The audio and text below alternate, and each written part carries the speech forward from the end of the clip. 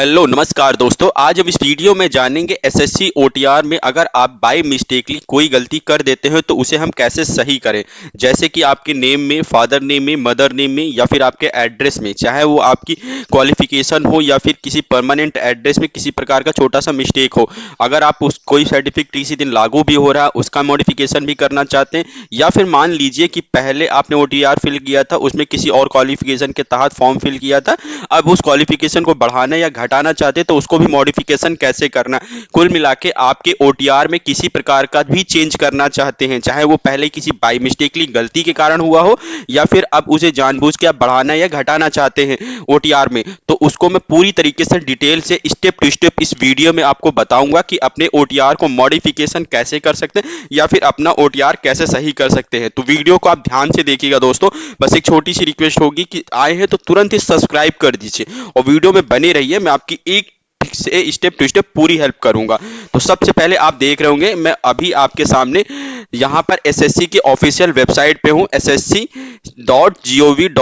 यहाँ पर आते हैं। आप नॉर्मली किसी भी एप्लीकेशन पर जा करके भी इसको ओपन कर सकते हैं। आपको मैं दिखा देता हूँ। जैसे कि मान लीजिए आप कहीं पे भी रहते हैं, फॉर्म फिल करने के लिए जाते हैं, रजिस्ट्रेशन या लॉगिन करने के लिए तो आप चाहे रजिस्ट्रेशन पे क्लिक कर दीजिए या लॉगिन पे किसी पे भी क्लिक करेंगे, डायरेक्टली आपका लॉगिन यहाँ पर फॉर्म आ जाता है। मान लीजिए रजिस्ट्रेशन पे आप क्लिक करते हैं, आपके सामने यह पेज ओपन हो जाएगा। यहां पर आप सामने राइट हैंड में ही लॉगिन और रजिस्ट्रेशन का ऑप्शन देखते हैं। दोस्तों ध्यान से देखिएगा वरना बाय मिस्टेकली थोड़ी भी गलती हो जाएगी तो आप मॉडिफिकेशन नहीं कर पाएंगे।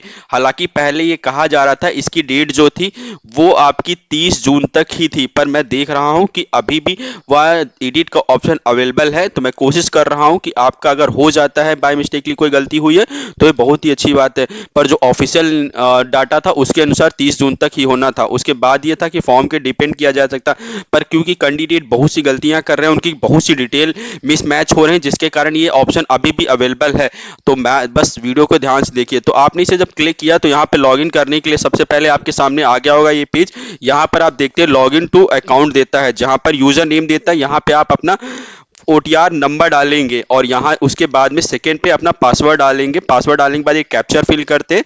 यहाँ पे कैप्चर इंटर करने के बाद में आप लॉगिन करते हैं। हाँ, इससे पहले उससे पहले मैं एक चीज़ के बारे में बता देता हूँ जो बहुत ज़्यादा प्रॉब्लम क्रिएट कर रहा था। बहुत से कैंडिडेट होते हैं जो अपना रजिस्ट्रेशन नंबर या फिर पासवर्ड भूल जाते हैं। उसके बारे में बार बार कमेंट कर रहे हैं कि मुझे अपना रजिस्ट्रेशन नंबर या फिर पासवर्ड नहीं याद है, तो मैं उसको सही कैसे करूँ। उसके लिए मैं दोस्तों बस आपका 1 मिनट में बता देता हूँ कि कैसे आप देखते हैं। हालांकि इससे रिलेटेड मैं स्टेप टू स्टेप एक नया वीडियो बना के अपलोड कर दूंगा अगर आप लोग कमेंट करेंगे।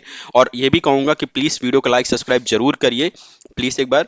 और कोई भी इशू हो तो आप प्लीज़ कमेंट कर सकते हैं। अब हम देखते हैं कि अगर आपका पासवर्ड ईमेल आईडी या सॉरी पासवर्ड या फिर रजिस्ट्रेशन नंबर गलत हो जाता है तो उसको कैसे सही। तो यहाँ पे राइट हैंड में देखेंगे ब्लू कलर में हल्का सा फॉरगेट पासवर्ड का दे रहा है ऑप्शन। जल्दी से इस पर क्लिक करेंगे। यहाँ पे गेट वेरिफिकेशन ईमेल और मोबाइल नंबर मांगता है। यहाँ पे होना चाहिए आपके पास में वो नंबर या ईमेल आईडी जिसपे आपको इसका वेरिफिकेशन कोड जाएगा। तो जब आप यहाँ पे कंफर्म पे क्लिक करते हैं तो यहाँ पे आ जाते हैं रीसेट रजिस्ट्रेशन आईडी या पासवर्ड बोलता है। यहाँ पर आपको नॉर्मली क्या करना है, डेट ऑफ बर्थ आपकी डालना है, साथ ही आपने किस बोर्ड से पास किया है उसको फिल करना है। उसको फिल करने के बाद आपकी ईमेल आईडी जो होगी उसे आप इंटर करेंगे, ईमेल आईडी, और उस पर आपका ईमेल आईडी। दो चीज़ों इंपॉर्टेंट है, मैं आपको बता देता हूं दोस्तों कि ईमेल आईडी या नंबर में से कोई भी एक चीज़ भी होगी तो भी आपका काम हो जाएगा। आप इसे नॉर्मली करेंगे उसके बाद में आपका हो जाएगा पूरी तरीके से, कोई प्रॉब्लम क्रिएट नहीं होगी यहाँ पर। तो यहाँ पर भी क्लिक करना है और यूं ही करने के बाद में आप थोड़ा सा इस पे आप इंटर करेंगे दोनों में से किसी चीज़ पर भी, और उसके बाद गेट वेरिफिकेशन पर कोड पर आप इंटर करेंगे। डायरेक्टली आपके ईमेल और नंबर पर एक ओटीपी चली जाएगी जिसके थ्रू आप वहां पर आपका रजिस्ट्रेशन नंबर भी होगा। तो रजिस्ट्रेशन नंबर मिल जाएगा और यहाँ पर उसके बाद में आप उसे पासवर्ड डाल के यहाँ पर वेरीफाई करने के बाद में आपको मॉडिफाई करने के लिए पासवर्ड भी आ जाएगा। तो ये पासवर्ड मॉडिफाई करने के लिए या फिर कहा जाए पासवर्ड जानने के लिए या फिर आपका रजिस्ट्रेशन नंबर जानने के लिए है। अगर आपको नहीं पता तो यहाँ से पता कर सकते हैं। खैर, इस पर अगर आपको डिटेल वीडियो चाहिए तो प्लीज़ कमेंट में बताएं, मैं आपको अलग से वीडियो बना के देता हूं। अभी हम चलते हैं कि आपका ओटीआर कैसे मॉडिफिकेशन होगा या फिर कैसे उसे चेंज करेंगे। मान लीजिए उसमें किसी प्रकार की गलती हो जाती है, आप कोई भी चेंज करना चाहते हैं उसके बारे में। तो सबसे पहले स्टेप पे आपको अपना ओटीआर नंबर डालना है, फिर आपको पासवर्ड डालना है।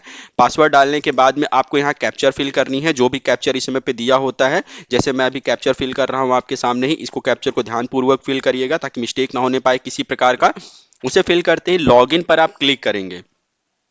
थोड़ा सा वेट करेंगे, आपके सामने आपकी पूरी डिटेल आ जाएगी। अभी आप स्टेप पे देख रहे होंगे, थोड़ा सा हाइड कर दिया मैंने। सबसे स्टेप पे पहले आपका नाम देता है, नाम के नीचे आपका रजिस्ट्रेशन नंबर देता है, उसके सब बगल में आपके राइट हैंड में आपका फादर नेम देगा, फादर नेम के जस्ट नीचे ही आपका ईमेल आईडी देता है, रजिस्टर्ड ईमेल आईडी क्या है। उसके बाद में आपका मदर नेम देता है, मिडिल में जो बीच में है वहाँ मदर के नेम के साथ उसके नीचे आपका एड्रेस देता है जो आपका परमानेंट एड्रेस होता है। साथ ही साथ उसके बाद में आपका राइट हैंड में बिल्कुल यहाँ पर कॉर्नर में देखेंगे, यहाँ पे देता है मोबाइल नंबर जो आपका रजिस्टर्ड मोबाइल नंबर होता है ये, तो यहाँ पे ये दिया रहता है। अब हमको चेंज करना है या फिर कुछ भी मॉडिफाई करना है तो आप देखेंगे, मैं आपको बताता हूँ, ध्यान से इस वीडियो को देखिए। बहुत से लोगों के पास ये ऑप्शन नहीं आ रहा होता पहले। हालांकि मैं बता दूं कि जो एसएससी पहले इस चीज़ को मॉडिफिकेशन का ऑप्शन रखा था वो 30 जून तक ही रखा था, पर पता नहीं क्यों उस समय तक तो करने के लिए कहा था, बट बहुत से लोग गलतियां हो रही है, उसके बाद भी एडिट का ऑप्शन अब अवेलेबल हो जाता है। ये देखिए आप राइट हैंड में बिल्कुल जहाँ नंबर होता है या फिर सत्यमेव जयते का जो आपका अशोक चक्र का एक या प्रोफाइल का ऑप्शन है, जस्ट इसी के नीचे एडिट रजिस्ट्रेशन डिटेल दे रहा है, एडिट रजिस्ट्रेशन डिटेल। बहुत से लोगों के पास ऐसा ऑप्शन नहीं आएगा, बार बार फिल करेंगे। तो मैं बताऊंगा दोस्तों क्या करेगा, आप बैक जाइएगा, वापस से इसी साइट को ओपन करिएगा, यहाँ पे वापस आएंगे, आपको ये मिल जाएगा। कई बार सर्वर एरर होने के कारण या फिर कहा जाए बहुत ही ज्यादा लोड होने के कारण ये ऑप्शन शो नहीं करता है, लोगों में नहीं दिखता है, तो उसके कारण काफी परेशान होते हैं। परेशान होने की बात नहीं है, 1 से 2 बार इस आईडी को इस साइट को लॉगिन करेंगे तो आपके सामने ये ऑप्शन आ जाता है। इसी ऑप्शन से आप अपनी डिटेल फिल कर सकते हैं, बढ़ा सकते हैं, घटा सकते हैं, या कोई गलत हुई चीज को मॉडिफाई कर सकते हैं। तो सबसे पहले हम आते हैं और इस पर क्लिक करते हैं रजिस्ट्रेशन डिटेल पर।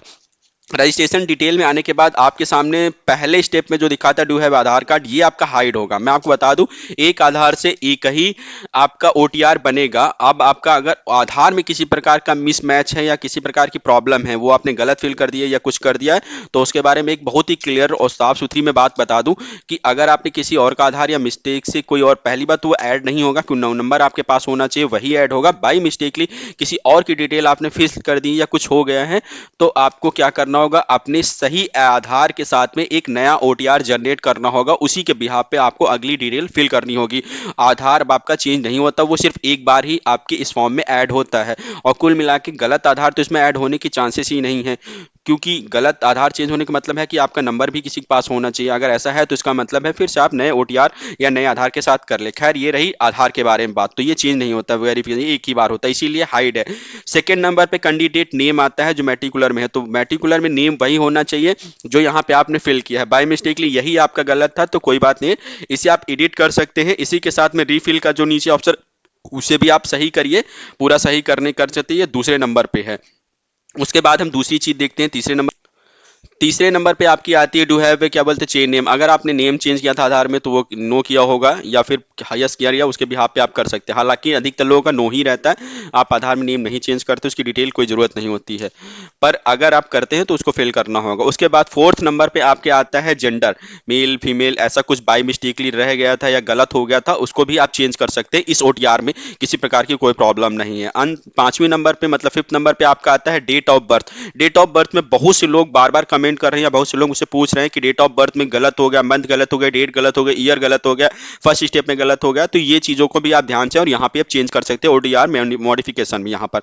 उसके बाद में 6 नंबर पे आपका आता है फादर नेम। फादर नेम में भी कई लोग ध्यान नहीं देते हैं। मैट्रिकुलर पे जैसे आपका नेम है, मान लीजिए आपका नाम है राम प्रसाद शुक्ला, राम और प्रसाद आपका मैट्रिकुलर में फादर में अलग अलग है, पर यहाँ पे आपने क्या किया, एक साथ ही राम प्रसाद टाइप कर दिया, या फिर आप क्या करते हैं यहाँ पर अलग अलग कर दी, वहां पे प्रसाद है ही नहीं, डायरेक्टली शुक्ला है, राम शुक्ला है या कुछ और है प्रसाद शुक्ला जी, तो उसको भी ध्यान दीजिएगा, उसी हिसाब से लिखिएगा जो कि आपका क्या करता है मैट्रिकुलर पे देता है, उसी डिटेल के अनुसार भरिएगा, और उसी को दोबारा से यहाँ रिफिल कर सकते हैं, मतलब ये भी आप मॉडिफाई कर सकते हैं, उसमें प्रॉब्लम नहीं है। 7वें नंबर पर आप देखेंगे तो यहाँ पे आपका मदर नेम होता है, इसमें भी आप चेंज कर सकते हैं, उसके साथ ही आपको सही करके उसे रिफिल करना होता है, ये भी आपके आधार पे जैसे होता है उसी को सेम वैसे ही उतने ही स्पेस के साथ फिल करना होता है। उसके बाद आपका 8वें नंबर पे आता है मैट्रिकुलर या 10th पास मार्कशीट, इसको भी आपको कहाँ से किस बोर्ड से किया हुआ है उसको भी अगर आप मॉडिफाई है या फिर किसी प्रॉब्लम है तो उसको भी आप मॉडिफाई कर सकते हैं यहाँ पर। साथ ही एक जो सबसे ज्यादा इंपॉर्टेंट, कि बहुत ज्यादा कमेंट आ रहे हैं कि भैया रोल नंबर गलत हो चुका है, मैंने रोल नंबर गलत डाल दिया, क्योंकि रोल नंबर वेरीफाई करता नहीं है, डायरेक्टली जो जो आप डालते हैं वही इंटर करके ले लेता है। तो यहाँ पे हमने गलत डाल दिया, उसमें छोटी सी मिस्टेक हो गई, 1 नंबर गलत हो गया, 2 नंबर गलत हो गया, या उस सर्टिफिकेट का जारी करने की जो डेट है, पासिंग डेट, इसको लेकर के भी ध्यान नहीं देते, वहां ऊपर की डेट देखते थे, प्रिंट डेट देखते थे, या किसी और हाई स्कूल की जगह इंटर की दे देते हैं। तो ये मिस्टेक बहुत ज्यादा लोगों में हो रहा है। तो फिलहाल यहाँ पे एक बहुत अच्छी बात है कि इसे भी मॉडिफाई करने के लिए आ रहा है। दोनों चीजों को बहुत ही ध्यान से देखें ताकि ये प्रॉब्लम आपको आगे ना हो, और उसे ध्यान से इसे फिल करें। इसके साथ ही पासिंग ईयर को भी एक बार मैच कर लें आगे, हालांकि इससे रिलेटेड आता रहेगा और कोई प्रॉब्लम होगी तो उसको भी बता दूंगा। तो 9वें नंबर पर रोल नंबर वेरिफिकेशन होता है, इसको वेरिफिकेशन करने के बाद में आप अगले स्टेप में आते हैं। और 10th नंबर पर अगर आप देखेंगे तो आपका आता है पासिंग ईयर, उसके साथ वेरीफाई करता है। फिर 11वें नंबर पे आपका हाईएस्ट लेवल क्वालिफिकेशन, इसको लेकर के एक बार बहुत ही क्लियरली चेंज कर देता हूं। जैसे आपने पहले कोई फॉर्म फिल किया था उसमें मैट्रिकुलर या हायर सेकेंडरी स्कूल को ही डाला हुआ था, क्योंकि इतना ही मांगा गया, तो आपने ओटीआर के समय भी उसे फिल कर दिया है। अभी आप चाहते हैं डिप्लोमा, आपके पास कोई डिग्री आ गई है या डिप्लोमा कोई सर्टिफिकेट आ गया है, ग्रेजुएशन या पोस्ट ग्रेजुएशन पीएचडी की कोई डिग्री आ गई है, आप उसे बढ़ाना चाहते हैं, या बाई मिस्टेकली आपसे पहले कोई गलत भी हो चुका है जिसको आप सही करना चाहते हैं, तो दोस्तों यहां पर आके उसे आप मॉडिफाई कर सकते हैं। ये बहुत ही अच्छा ऑप्शन है और इसे आप दोबारा रिफिल करके पूरा सही कर सकते हैं। क्योंकि ये कमेंट बार बार आ रहा था कि मैंने ग्रेजुएशन या हायर लेवल जो क्वालिफिकेशन होता है वहां पर पहले कुछ दे दिया है, या अभी उसको कैसे ऐड करिए, नया कैसे ऐड करें, इस चीज को लेकर के काफी परेशान होते हैं। तो ये भी यहीं से मॉडिफिकेशन आता है। अब आपका 12th या फिर 13 नंबर पे, 12वें और 13वें नंबर जो सबसे इंपॉर्टेंट चीज आती है वो आपका नंबर रहता है। नंबर, ईमेल आईडी भी मॉडिफाई करने के लिए आता है। अगर आप दोस्तों पहले कुछ डाल चुके थे उसे अभी आप चेंज करना चाहते हैं, या बाय मिस्टेकली कुछ गलत था जिसके कारण वो नंबर या पे ओटीपी नहीं आ रही है, या फिर कुछ ईमेल पे नहीं आ रही, उसको भी चेंज करना चाहते हैं, तो बहुत ही सिंपल सा प्रोसेस है। अपना नंबर डालिए, सामने सेंड ओटीपी का ऑप्शन है, सेंड ओटीपी पे आप क्लिक करते हैं, 1 से 2 मिनट के अंदर ही आपकी ओटीपी नंबर पर ओटीपी आती है जिसको यहाँ पे फिल करना होता है। अगर आप देख रहे होंगे, थोड़ा सा वेट किया, मेरे नंबर पर ओटीपी आ चुकी है, हम इसे फिल करते हैं यहाँ पे जल्दी से। ओटीपी अभी आप देखेंगे तो यहाँ पर ओटीपी नहीं आई है, और समय फिल करते हैं यहाँ पर। तो ये रही आपकी ओटीपी 6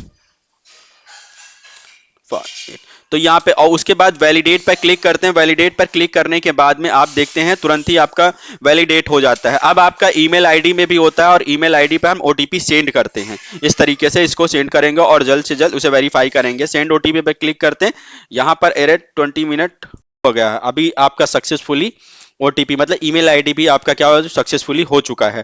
तो अब ईमेल आईडी को भी यहाँ पर सक्सेसफुली हो चुका है। उसके बाद सेव एंड नेक्स्ट पे क्लिक करते हैं। थोड़ा सा आप देखते हैं, थोड़ी देर बाद ही आपके सामने आ जाता है सक्सेसफुली पर्सनल डिटेल अपडेटेड, मतलब पर्सनल डिटेल आपकी क्या हो चुकी है, अपडेट हो चुकी है पूरी तरीके से, इसमें किसी प्रकार कोई प्रॉब्लम नहीं। अब आप अगले स्टेप पे आते हैं, जो ही हमें सबमिट करेंगे अगले स्टेप पर आपके सामने ये पेज दिखता है। यहाँ पे आपको दिख रहा होगा कैटेगरी में पहले मान लीजिए आपके पास जनरल था, आप बीडब्ल्यूएस बनवा लिया है, या फिर आपने बाय मिस्टेकली कोई और कैटेगरी फिल कर दी थी, तो उसको भी यहाँ से आप सही कर सकते हैं और उसे आप रिफिल कर सकते हैं। सिटीजनशिप पे भी यही प्रॉ है, सिटीजनशिप में भी आपने कोई अगर मिस्टेक किया था उसको आप भी सही कर सकते हैं। दूसरे नंबर पे, पहले नंबर पर कैटेगरी, और तीसरे नंबर पे कॉन्टैक्ट डिटेल या अदर रहती है, उससे कोई मतलब नहीं, नेशनैलिटी से रिलेटेड ही होती है। 4th नंबर पे विजिबिलिटी आइडेंटिटी, कोई मार्क है आपका, विजिबल आइडेंटिटी मार्क है, तो वो आपका है फिल करना, उसको छूट गया था या कुछ गलत हो गया था, आप सही कर सकते हैं। ये भी आपसे यहाँ पर उसमें किसी प्रकार की कोई प्रॉब्लम नहीं होती दोस्तों। तो ये चीज़ें होती हैं जो पूरी तरीके से। उसके बाद आप देखेंगे 5th नंबर पे आता है are you person with disabilities, benchmark disability, मतलब आपके पास कोई विकलांगता है या फिर ऐसी कोई प्रॉब्लम है, या उसका नंबर ऐड करना भूल गए थे या फिर गलत हो गया था, उसको भी यहाँ से मॉडिफाई कर सकते हैं। जैसे आपके पास, मैंने यहाँ पे नो किया क्योंकि मेरे कैंडिडेट में ऐसा नहीं था, पर अगर आप यस हैं तो यस पे क्लिक करेंगे। उसके बाद यहाँ पे टाइप ऑफ डिसेबिलिटी ओपन हो जाती है, किस प्रकार के आपके पास प्रॉब्लम है, विकलांगता है, उसको यहाँ पे फिल करते हैं। उसको फिल करने के बाद यहाँ पे डिसेबिलिटी सर्टिफिकेट नंबर होता है, इस स्टेप में आपको फिल करना होता है। उस नंबर को सर्टिफिकेट यहाँ पे आप इंटर करते हैं, और अगर ऐसा कुछ नहीं है तो आप डायरेक्टली नो पर क्लिक कर दीजिए वहां पर। उसके बाद 6 नंबर पे आते हैं, परमानेंट एड्रेस होता है। ये इंपॉर्टेंट चीज होती है, लोग इसमें बहुत सी गलतियां क्या करते हैं, करेंट एड्रेस या फिर जो उनका अभी का एड्रेस होता है जहां पर होते हैं यहाँ पर, वहां पे वो ऐड कर देते हैं। तो दोस्तों मैं आपको बता दूं, परमानेंट एड्रेस आपका परमानेंट एड्रेस ही होता है। परमानेंट एड्रेस का मतलब वही मान्य होगा जब डॉक्यूमेंट वेरिफिकेशन होगा जो आपके आधार पर होगा। तो परमानेंट एड्रेस पर आधार का एड्रेस ही जरूर फिल करिए, विथ आप फादर नेम के साथ में, फादर नेम को वहां पे जरूर मैंडेट करिए, और उसके साथ में आपको एड्रेस करिए। साथ ही आप स्टेट और डिस्ट्रिक्ट और पिन कोड भी हो उसको भी सेम करिए। परमानेंट एड्रेस या फिर आपका जो करेंट एड्रेस होता है वो सेम होता है, प्रेजेंट एड्रेस और करेंट एड्रेस वो आपका सेम होता है। बाकी परमानेंट एड्रेस परमानेंट आधार वाला ही होता है। तो अगर आप देखेंगे, हम पूरी तरह आते हैं प्रेजेंट एड्रेस पर या फिर करेंट एड्रेस पर, तो यहाँ पे क्या होता है, यहाँ पर आप कोई भी दे सकते हैं। आपका करेंट एड्रेस कुछ और है तो उसे आप आराम से फिल कर सकते हैं डिस्ट्रिक्ट की और यू पिन के साथ में। अगर उसके साथ में यहाँ पे डिस्ट्रिक्ट करेंगे, यहाँ पे आप अपना डिस्ट्रिक्ट करते हैं, वहाँ पर स्टेट करते हैं, यहाँ पे पिन कोड डालते हैं। बट अगर आपका परमानेंट एड्रेस और करेंट एड्रेस सेम है तो बहुत ही सिंपल सी बात है, 7 नंबर पे यहाँ पे यस पे क्लिक करिए, यस हो जाएगा।